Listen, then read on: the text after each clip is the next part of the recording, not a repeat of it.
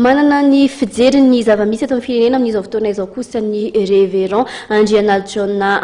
Ndriamanampy momba ny fivoahana amin'ny krizy dia manamafy ny tokony hanatanterahana ny fampihavanam-pirenena moa ity mpanao politika avy amin'ny AMF 3FM ao amin'ny ankolafy Manana ity.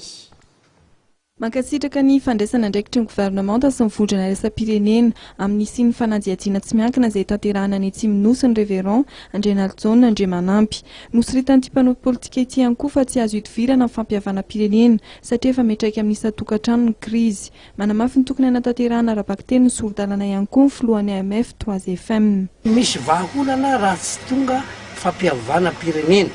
ary ny ahy manokana dia ny hoe izy mianaka amin'ny rahalahy aloha. Ravaly marika sy Andrianalijohn tokony ifandraitana raha mahatsapa teny izy ireo fa ray aman-dreny ao tokantrano satria manantsanaka sahirana ny vahoaka amin'izao fotoana izao raha hiazakazahana ny any ambasady ilazana ny raharaha fa tsy marina zavatra ny atsimo dia toa dia manao antsoavo aminao Andriamatoa izay mitondra ny narana hoe Manana. Ianao dia marina fa mety ho tandroina mpimpona avy any atsimo kanefa ny tsiromandidy ianao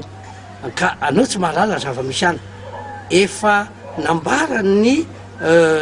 MCT Nicolas ampabe maso